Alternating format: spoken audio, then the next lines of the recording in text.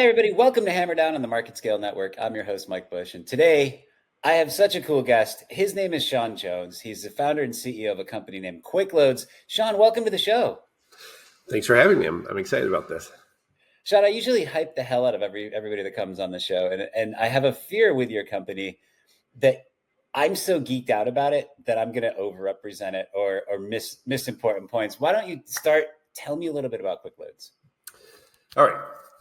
So QuickLoadz, it's an invention of mine, and it came out of our construction company because we were moving sea shipping containers all the time for construction. You see them on every job site. Every job site has sea shipping containers. We built it just for ourselves, but then we started a mobile storage business, and then along came a local investor group, and they said, "Well, what are you doing?" I explained it to them. They asked to do a presentation. We said, "No, the market's too small. It's not worth it." And then they asked if we ever moved anything loaded sea shipping containers. I said, "Yeah, we do that all the time." Like, well, then your market isn't mobile storage. Your market's shipping. Your market's moving companies. And it was something that just had occurred to me. But they did a market study, and the market was enormous. It was one of the strongest responses they'd ever had. So we decided, well, okay, we'll take this thing we made for ourselves and turn it into a product. So what our product is we build truck beds and trailers that can automatically move load to sea shipping containers. So the idea is that the driver never has to leave their seat in the cab of the truck. They can run the whole thing from a smartphone. They just back up the container, pull out their phone, push a couple buttons. 3 minutes, they've loaded a fully loaded sea shipping container, and away they go. And the whole system is so automated that I was standing at a FreightWaves event in stage in Bentonville, Arkansas, and we were able to load a sea shipping container 800 miles away over the internet. So that was pretty neat. And Sean, you're underselling yourself there, man. Take credit. That demo won Best in Show at the FreightWaves event there. You literally said, "Hey, everybody, I'm going to load a chassis or load a container onto a chassis 800 miles away, and you're going to watch in real time." And then you did the craziest thing in the world. You did a live on-stage demo that worked flawlessly. So credit where it's due. And then, of course, you won Best in Show for that demo. Yeah, and there was some luck there. There were no internet glitches. And our engineers were madly in making sure that it worked beforehand. And sure enough, and then I discovered that when I first started doing it in a demo one, that I couldn't concentrate talking and push the buttons at the same time. So that meant that our engineers had to create an auto load sequence, which we'd been messing around with, but we never actually had done. And so I was able to just push the button and it did the rest. And it's like, oh, that's great. So I was able to talk during the whole time, and it worked out really well. I was pretty impressed with what the guys pulled off in a short period of time. So when you started this and talked to investors, this was, if I'm not mistaken, this was slightly before or right around the time that the pandemic was raging. You had, 108 vessels off the coast of LA Long Beach. And for folks that don't know the drayage community, don't know the ins and outs of moving these containers through the ports, what happens is obviously you stack containers on top of each other so they can't be on wheels, right? Mm-hmm. They'd roll off of each other. So we rely on something called the chassis, which is basically just a big old piece of metal with wheels on it. We then take a container off a boat, off the vessel, put it on this piece of metal with wheels, connect it to a truck. The truck goes where it's going. When the pandemic hit, one of the challenges we saw was a giant shortage of chassis because warehouses weren't available to accept containers and goods in containers weren't able to unload quickly. So every container that was moved from a port basically became a warehouse on wheels, those wheels being chassis. So all of a sudden you had lots of containers in the port, but no wheels to put these big boxes on. You launched, and what was fascinating to me is now all of a sudden you're killing this massive issue. Right. Tell me a little bit about this idea. Yeah, I mean, it makes it so that you don't need cranes or giant forklifts to move sea shipping containers. I mean, 90% of the world's freight is in these things. And you can use the shipping container then as exactly that, a mobile 1/10 cost warehouse. So a distribution center could literally be containers sitting on the ground in a parking lot. You can move things from place to place on them. When you make it so that you can just pick up and put down the sea shipping container anywhere you want, it just opens up so many things. Now, in the U.S., we got bottlenecked, but in other countries, especially in developing countries, it was way worse because they didn't have even that infrastructure really in place. And so it changes a lot about how things can go. And there's all these ideas about it, which we hadn't even thought of. Like we had farmers who started buying them because the idea is they could put sea shipping containers beside the field, and instead of having grain wagons and then transporting it to a silo and then transporting it, transhandling it 5 times, they were able to fill their sea shipping containers, which are incredibly cheap, like $3,000 right field side, and go straight to the port. And there's a lot of neat little things in there that it never even occurred to us. There's a whole market of recyclers that never occurred to us. And we start thinking about it, especially for tire recyclers and carpet recyclers, it's perfect. They don't want to tie up a loading dock, putting tires in it. They don't want to have their guys heaving tires 4 feet in the ground, above the ground, to put them in the trailer. You can't leave tires outside because they're a hazard for mosquitoes and such. But you drop a container on the ground, just roll the tires in, close the door, and with QuickLoadz, you just pick it up and you go. And there was just a lot of these markets that we had never even really thought of. It seems like unfortunately, about the time COVID came around, we were just starting to move into a new facility. We were just starting to get production underway, and we were always so far behind. We ended up, ending up like years behind the backlog. So Sean, you've touched on a couple of things here, and I want to hit on all of them because there's a lot of coolness that's just kind of able to be brought out in the story you told. One of the things I thought was really interesting about you guys is that as you started, obviously this is a self-loading chassis, it's a self-loading device. There needs to be a power source. Mm-hmm. And as I recall, you were using kind of whether it was a combustion engine, I don't remember if it was diesel or gas, but you've since moved away from that. Yeah, we power it with a 38 horsepower electronic fuel injected engine. And I always wanted to get away from it because, one, fleet managers despise pony engines on trailers. Who's putting gas in it, who's checking the oil. And I didn't like it just because, it's it's loud and uses fuel and that sort of thing. And so we've been for years on trying to come up with a good electrical alternative, but it took a long time really partly it was just the technology had to catch up, and then partly we had to mess around and found somebody who could make a motor just for us, and all these pieces had to come together. And we messed around with it for quite a bit, but we started a few of them.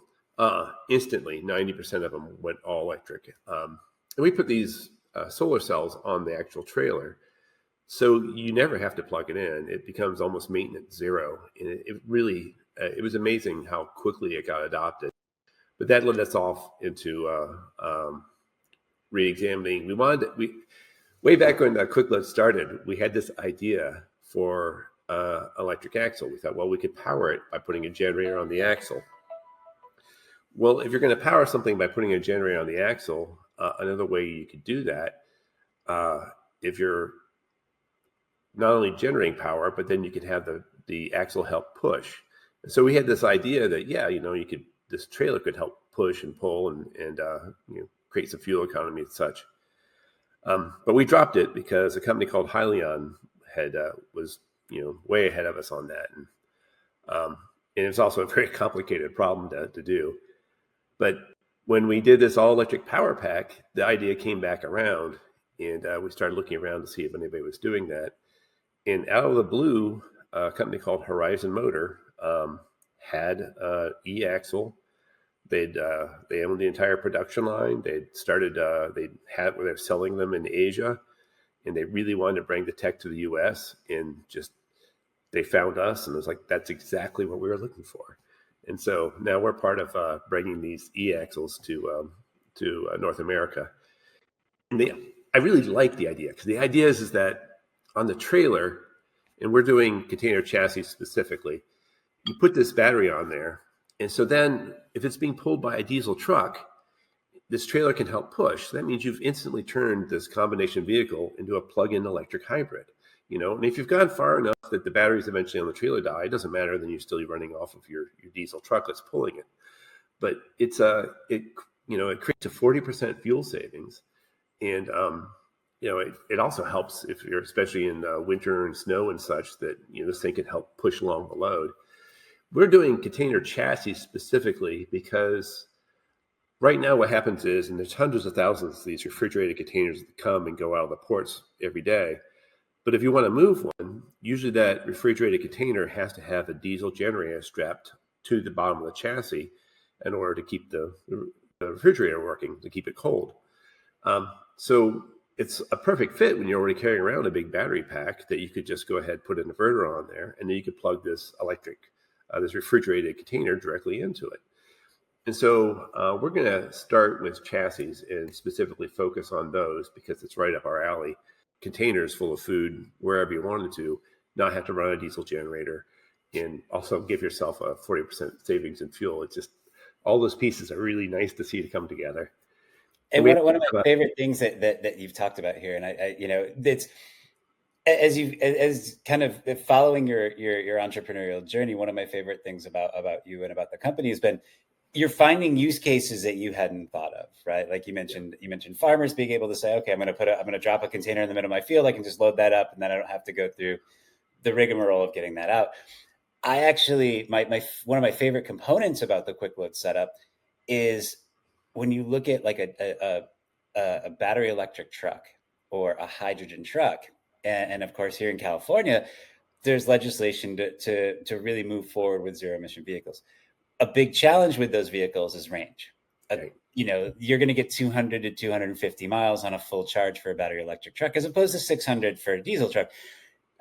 I made a reference that to the way you guys operate. Essentially, like if I'm giving my son who's 8 a piggyback ride, I'm doing all the work, which is exactly how the trucking industry's always worked. You're basically saying, hey, what if we put a jetpack on that kid? And then he pushes while I'm walking. It's going to make things easier for everybody. So to your point of the plug-in hybrid, that's super interesting, but also the fact that you're empowering some of the zero emission initiatives to be easier and fit more into a typical duty cycle. And that's so cool to me. Yeah. And like if you take something like the as you mentioned, it has a fairly limited range. But then if you hook it to one of our e-axle trailers, you've doubled that range. You're suddenly up to well over 500 miles, and it makes the electric Class 8 trucks much more useful in that way. Sure, and not only are you getting the benefit from the diesel truck, but then you're getting this. So Sean, beyond the chassis component of this, and we've talked about the fact that the e-axle is really kind of a modular component. Are there other use cases for the e-axle that you see kind of transforming the industry? Yeah. So if you think about, if I put an e-axle on this trailer I'm pulling and it helps push, and so suddenly I've become a plug-in electric hybrid, why not, given the millions of existing diesel trucks out there, why not just remove the rear drive axle, put in one of our e-axles and a battery pack in our system, and you've taken an existing diesel truck and turned it into a plug-in electric hybrid. You could run it on all electric, and then if you're electric out, use your existing drivetrain. And so it seems like a system that, like, literally in a day, you could swap these trucks over, and you don't have to go through EPA all over again because you haven't messed with the original drivetrain. All you've done is remove the rear axle and put in our system. And so I think that it could be very, very effective. I'm really excited. We have all these other pieces we're trying to get going. So realistically, I shouldn't have started messing around with that till 2025. But I think that this could be a nice solution for a lot of fleet owners. Absolutely. Now, in terms of the battery pack, what is the weight on that particular unit? We're offering it in 3 flavors. The fully dressed, everything on it, you're looking at about a plus 6,000 pounds of battery. So it's reasonably heavy. So it's going to take down your load some. Yep. Now that makes sense. And I mean, one of the things that we've seen is, with the zero emission trucks, the battery electric truck can be as much as 11,000 pounds more. So if you're kind of splitting the difference, there's opportunity to work within there. I know with Talon, we've had to look at saying, okay, there's an 11,000 pound weight gain. Basically, our truck got fatter by switching to a BEV. Where can we cut weight? And we've found lighter chassis, which falls, of course, into your wheelhouse, sir. In order to offset some of that. One thing I think is really interesting about QuickLoadz is, and this is how I find, in full disclosure, everybody, I am absolutely an investor here. I was so excited to see you not only launch this company, but to crowdsource or to crowdfund the company, which was pretty unique in the industry. Yeah, we were mostly self-funded for a long time, and we got a couple of debt loans, but we did the crowdsourcing because it one, it raises money, but two, it really does. It's a great way to get just an enormous crowd of people who are your advocates and let people know you exist. And I think that was one of the big hurdles you have, especially with something new like this, is people don't know you exist. I mean, they don't know there's a great thing about the crowdsourcing was just plain old letting people know you exist, and then you have all these great advocates and uh, to help people know. Sean, one question I try to ask everybody that joins the show is if you're talking to somebody who's maybe a new or recent grad, they're thinking about supply chain as an industry, what's the piece of advice you would give them? Things don't have to stay the same. You can look at it and you can see where things fall apart, and they don't have to be the same. I think there's a tremendous amount of work being done on the software side of logistics, and there's a lot being done there. But it doesn't seem like people are working as hard on the hardware side. I think that's part of that's due to where the money comes from. I mean, venture capital prefers software, but there's a million little things out there in hardware and how things move. You know, this idea of mine was never designed around logistics. It came out of just solving a need for ourselves. And then once somebody else looked at what we were doing with fresh eyes, they realized that this could be really helpful in logistics. Sean, thank you so much for joining the show. He's Sean Jones, everybody, CEO of QuickLoadz, and also involved with Horizon Motors. Sean, if people want to get in touch with you, what's the best way to find you? sjones@quickloadz.com. All right. Appreciate you, man. Thanks for listening, Thank everybody. I'm Mike Bush. Thanks for enjoying the show.